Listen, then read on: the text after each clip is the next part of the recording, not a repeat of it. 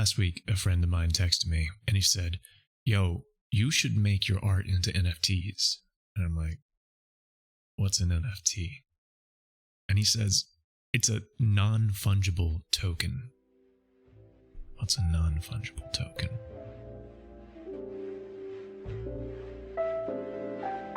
I quickly realized this is that thing that I was ignoring on Twitter and just swiping away, crypto art. So what really is an NFT? Well, let's start breaking it down. So non, but what's fungible? Fungible. In this context, it basically means splittable. You have something like a Bitcoin that, one is worth something like 40,000, but you can split it apart and trade it in 0.0001 values, and that works. But with an NFT, it's non-fungible, so you can't really split it apart. It's one thing, and only that one thing can be traded.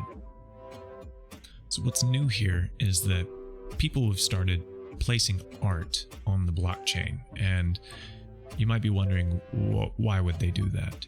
There are some interesting things that happen whenever you do this. One of them is that you have a long-running history of who traded what to whom. And with the idea of smart contracts, people can actually get royalties paid every single time something is traded. That's pretty new and pretty interesting. Additionally, it can help verify that something is unique. In the real world, you have the Mona Lisa and it's hanging on a wall, and that's the one, and every one after that is a copy or a photo. But with digital art, it can be copied and replicated. So how do you know which one is the real one? Now, I know what you're saying. What's to stop me from screenshotting a piece of art and just taking it? And you could, just to get the photo, but again, it's not the real thing. It's like having the photograph of the Mona Lisa versus the actual Mona Lisa. Another question you might be saying to yourself is, well, what if I, the artist, don't create NFTs of my art, but someone else does? Yeah, that's a problem. Yeah, that's a real problem. And I don't think there's a good solution for that. To understand this a little bit better, I created one NFT of my own. The term is called minting.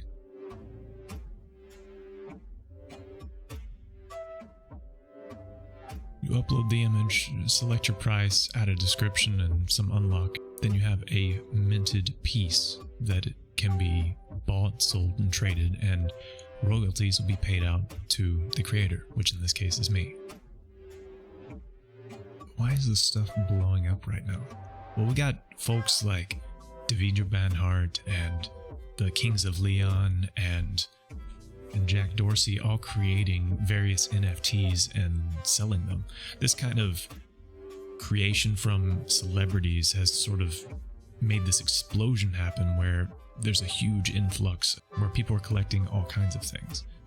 It seems to be kind of related to the pandemic and people being stuck at home, but that's just kind of me deducing things. I don't really know if that's exactly playing a role in it.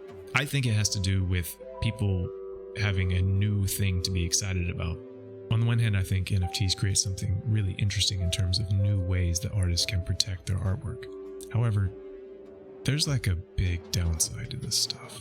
You can go to sites like cryptoart.wtf and it'll find random crypto art and it will tell you its environmental footprint. I haven't worked out the entire algorithm that they're using to track this, but even if this was half as much as it was, I would say it's still a little bit too much. Honestly, after having done the one just for the sake of learning, I've decided that, at least for me, this technology is a little bit too new and poorly understood, and especially in this age when climate change is more important than ever, I don't think it's the right time to invest in this new technology. So I can't be an advocate for it.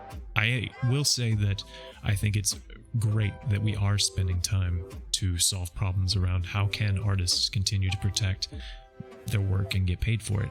I've decided that if my token sells for whatever amount, that I'll take the profits and donate them to a climate change charity. Art Twitter has been incredibly divisive on the subject. People are either all in on this and it's kind of annoying, or people are so vehemently against it that it's started publicly shaming artists. I'm also not convinced that's the way. Regardless, for me, I still stand that this isn't the right technology for right now. There are new and interesting approaches that are being created for a sort of greener blockchain that requires far less energy. I think in the future, pairing this technology with something that is more energy efficient could be super fascinating, and I look forward to seeing innovation in that space. If you're interested in learning about how I make my art, I stream every single week at twitch.tv/number1gun. I'm always creating new and interesting things, and I love creating things for my viewers, so I'd love to see you sometime. So come on by. And until next time, peace.